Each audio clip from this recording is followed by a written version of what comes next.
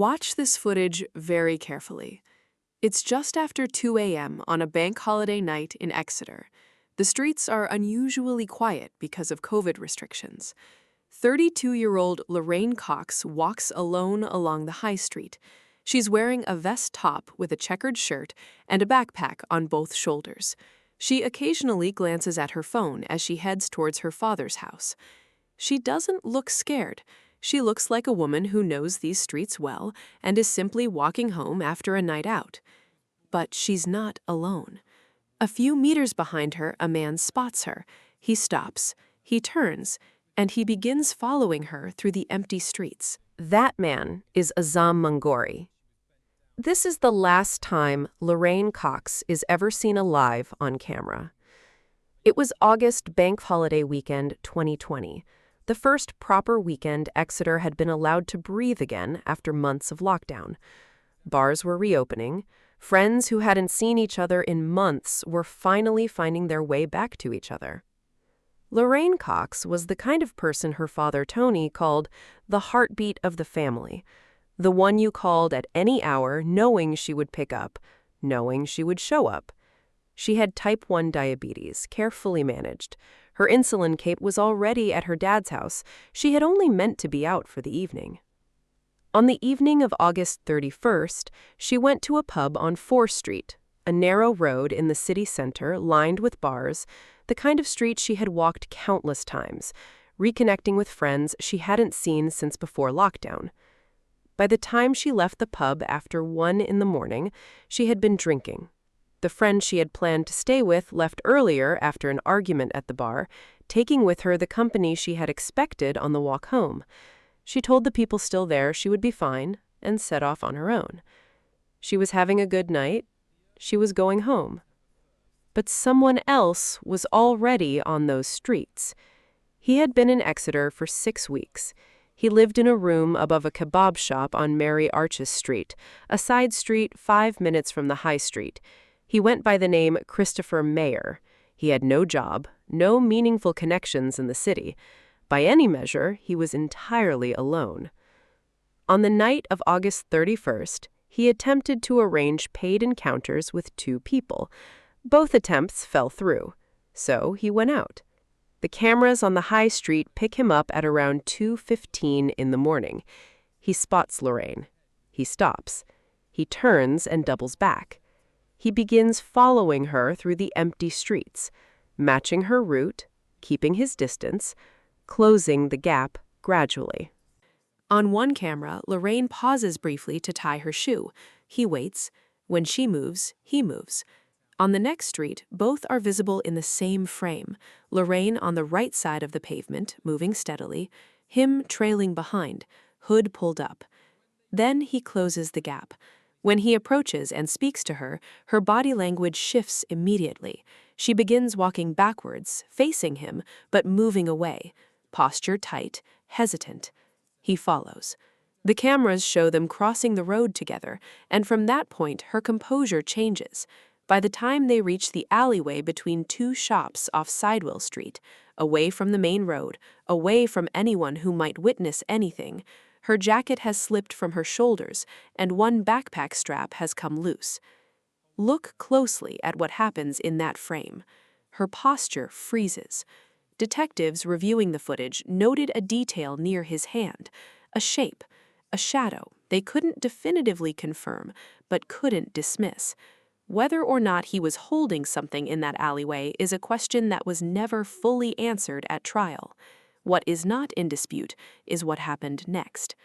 Mangori was already recording. He later claimed he had started the recording as a form of protection for himself and as evidence that whatever followed was consensual. That recording was submitted to the court. Neither the audio nor a transcript was ever made public, but the prosecution's interpretation of what it captured was very different from the version he intended it to support. The cameras do not cover the full route between that alleyway and the building on Mary Arches Street. What passed between them in those minutes is not on record. At 2:45 in the morning, cameras show them entering the building on Mary Arches Street together. Lorraine is having difficulty walking steadily, while he appears composed. They go inside. She was never seen alive again. What happened in that room, Mangori has never fully explained. What forensic evidence survived pointed towards suffocation, most likely with clothing forced into her airway while she was too intoxicated to resist. But the forensic pathologist could not determine cause of death with certainty. That uncertainty, as the investigation would discover, was going to be a serious problem. The morning of September 1st, he did nothing visible. He stayed in the room. He made videos of himself on his phone, vaping, listening to music, and sent them to contacts online. Calm, relaxed. At some point that day, he sold a keyboard to a buyer who came to the flat. The buyer never went past the doorway and noticed nothing unusual. At some point that same day, he picked up Lorraine's phone. He unlocked it. He read through her messages, her conversations with Elise, with Tony, with her friends. He studied how she wrote, how she moved between people, what her patterns were. Then he updated her Facebook. New location, Plymouth, an hour and a half away by car. And then he started replying. To anyone messaging Lorraine's number, the replies came back relaxed. She was fine, thinking about a change of scene, just needed some space. Meanwhile, across the city, her father Tony was staring at the diabetes kit she had left at his house, the one she had brought for one evening. It had now been there overnight. For a diabetic dependent on daily insulin, every hour without her medication is a medical risk. He sent her a message. No reply. Elise in Scotland had the same feeling. She kept calling. She kept messaging. The phone went to voicemail. Then, "I am busy at the moment, just text me." When Elise sent another message, increasingly desperate, the reply was a middle finger emoji. He had read enough of her messages to approximate her voice. Not well enough to sustain it forever, but enough. The insulin kit sat at Tony's house through September 1st, through the 2nd. On the morning of September 2nd, Tony went to the police. His daughter had type 1 diabetes. Her kit had been there for 2 nights. If she had really moved to Plymouth, she had done it without her insulin. Lorraine was officially declared missing on September 3rd. Posters went up across Exeter and Plymouth. The messages from her phone kept going out. In the days that followed, Mangori made a series of shopping trips across different stores in the city. Bin bags, plastic sheeting, tape, an air purifier, air fresheners, a hand trowel. He spread the purchases across multiple shops, never buying everything in one place. He also searched on his phone for how to dig a grave by hand. On September 6th, he left the building carrying a large Sports Direct bag and took a taxi to Woodland at Newton St. Cyrs, about 6 miles outside Exeter. Before leaving the flat the last time, he cut up her driver's license and her bank card into pieces, removing anything with her name or face on it. He pushed her SIM card into the drain beneath the building. Her wallet, her rucksack, her clothing, all disposed of separately. He was 22 years old, and he did all of this while the messages from Lorraine's phone kept going out, buying him time. On September 8th, it ran out. While Mangori had spent a week building distance between himself and what had happened, the investigation had been quietly closing that distance from the other direction. Officers established that someone at Mary Arches Street had been using Lorraine's SIM card in a different phone. They arrested the man in the room above the kebab shop on suspicion of kidnap. He gave a false name, Christopher Mayer. He told them he was homeless. He insisted he was gay and that his arrest was a mistake. He asked for a lawyer. He had no idea what they had already gathered. The day after his arrest, officers searched the alleyway behind the building and found parts of Lorraine's remains in bin bags. 4 days later, further remains were discovered at Newton St. Cyrs, concealed beneath a pile of logs in Woodland where he had taken a taxi. Forensic evidence helped establish what had occurred. He had dismembered her body. The remains had been wrapped in materials from those scattered shopping trips and disposed of in stages. On September 29th, Devon and Cornwall police formally confirmed the identity of the remains. It was Lorraine Cox. Finding her should have been the moment the case locked shut. It wasn't. The forensic pathologist who examined what had been recovered could not determine the cause of death with certainty. There was no single, clear, definitive finding that a court could anchor a murder charge to. For the prosecution, this was a crisis. A defense team could use that ambiguity to argue accident, to argue confusion, to argue that no one could actually prove beyond reasonable doubt that Lorraine Cox had been murdered at all. The case was in danger before it had even reached a courtroom. What saved it was sitting in Mangori's pocket when police arrested him. The investigation was one of the largest Devon and Cornwall police had ever conducted. 232 officers and staff, more than 400 cameras reviewed, 10,800 hours of CCTV footage examined, tracing Lorraine's route through the city camera by camera until they had the full picture: the man following her, the shopping trips, the bag leaving the building. As investigators traced the man calling himself Christopher Mayer, the real picture emerged. His name was Azam Mangori. He was 22 years old, an Iraqi Kurd from northern Iraq. He had arrived in the United Kingdom and applied for asylum. That application had been rejected in December 2018. He had stayed regardless, undocumented, moving between cities. In Exeter, he had been living on escort and hookup platforms, contacting more than 20 people throughout August alone. He was entirely alone in the city, with no job and no legitimate ties. And there was something else investigators found, something in his background they hadn't expected. He had grown up under conditions of extreme control, affiliated with a strict and isolated household. In his late teens, he had come to understand that he was bisexual. In his home country, that was not simply a personal truth. It carried the threat of death.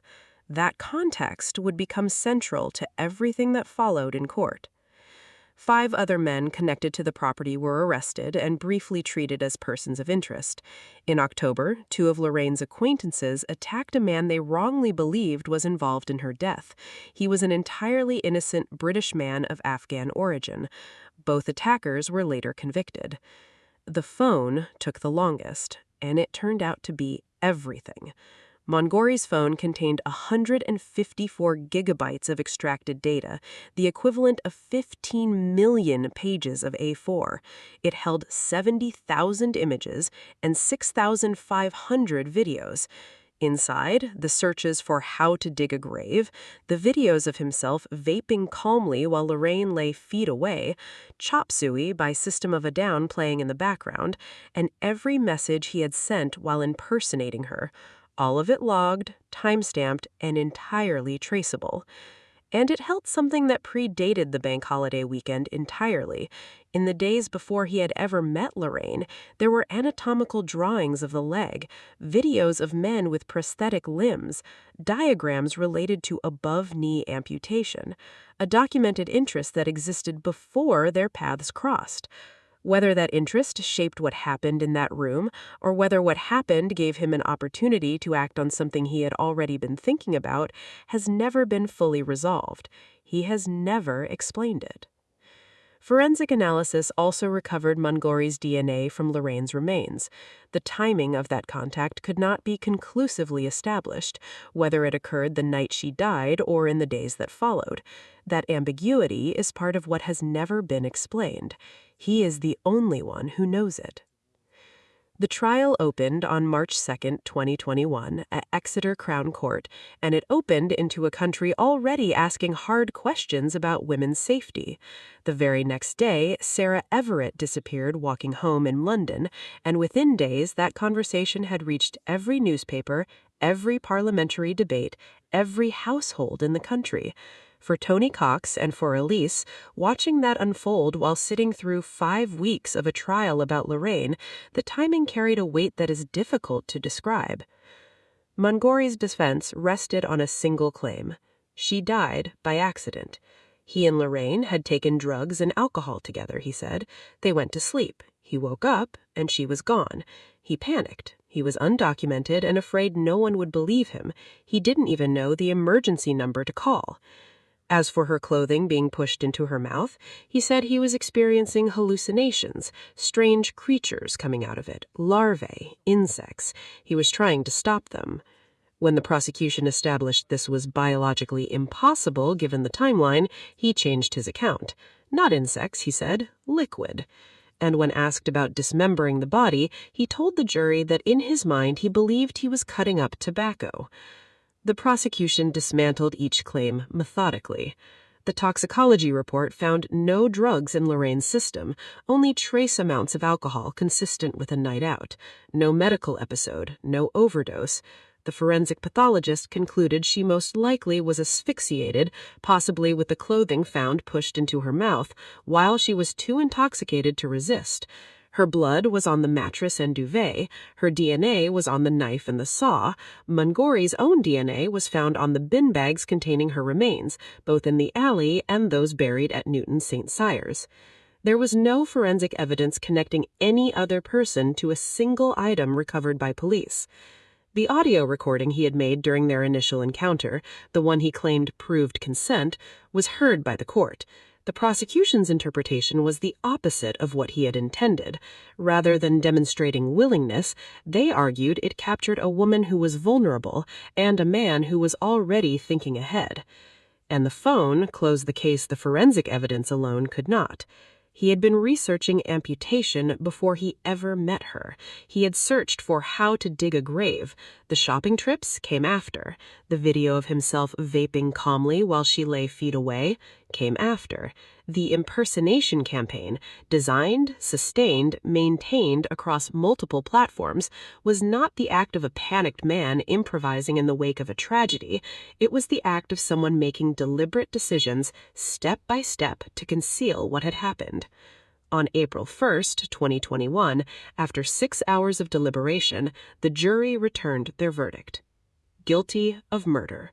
He had already pled guilty to preventing a lawful and decent burial of a dead body. There is something else that belongs to any full account of Lorraine's life. In 2018, she attended a party where a man named Robert Prout was also present. Early the following morning, a friend noticed Prout touching Lorraine as she slept. She woke. He fled. When reported, it emerged that Prout had already been facing charges for a similar offense against another woman in 2017 and had a prior arrest in 2013 involving the abuse of a minor. He went to trial in January 2021 and was sentenced to 10 years in prison. Lorraine never got to see that verdict reached. She had been gone for 4 months by then. A woman who had already survived one man's violence, walking home through streets she had known her whole life. That detail sits with you. 6 days after the verdict, on April 7, 2021, Azam Mangori was brought back before the court for sentencing. Elise Fallow stood and read her statement. "I am breathing, but not living. All the color has drained out of my life." The family statement called Lorraine the heartbeat of their family and said they hoped no other woman and no other family would ever have to go through what Lorraine suffered or what they endured trying to find her. Mr. Justice Garnham sentenced Azam Mangori to life imprisonment with a minimum term of 20 years. He addressed Mangori directly. "By your actions, you ended the life of a bright, vivacious, and intelligent young woman with her whole life ahead of her." He described the week of impersonation, the dismemberment, the messages sent from her phone while she was already dead as an act of cowardice that compounded the loss and the hurt of everyone who loved her. And then he said something that has stayed with the family ever since. Exactly what happened next in those early hours of the 1st of September will never be known unless you choose to tell it. Mangori chose not to. He has not spoken about it since. He will not be considered for release until 2041 at the earliest. No appeal has been reported. Her left leg and her kneecaps are still missing. Her family knows this. Tony Cox did not stop moving after the trial. In March 2022, he completed a 13.1-mile walk around Exeter alongside his brother and friends, beginning from his home, the last place he had seen his daughter before she went out that night. The walk raised funds for Devon Rape Crisis and Sexual Abuse Services. Months earlier, thousands had joined a Reclaim the Night march through Exeter, with Lorraine named throughout the demonstration. Tony sought a formal meeting with Home Secretary Priti Patel to raise concerns about the failure to deport Azam Mangori despite his rejected asylum claim. The meeting was later cancelled. Exeter MP Ben Bradshaw subsequently raised the issue in the House of Commons. His calls have remained consistent and specific. Fully monitored CCTV with visible signage and contact information, along with safer late-night transport from the city center on weekends. Small changes that, on the wrong night, could make a critical difference for someone trying to get home safely. Speaking publicly after the case, Tony said that everybody should be able to walk the streets safely, regardless of the time of day, what they are wearing, or who they are, and know they will make it home. Her name was Lorraine Cox. She was 32 years old. The person you called, the one who always picked up, who always showed up. That night, she had been walking home on a bank holiday through streets she had known her whole life, heading toward her father's house. She did not make it home. Her family continues to call for changes that might help ensure someone else does. And that, more than anything, is what remains.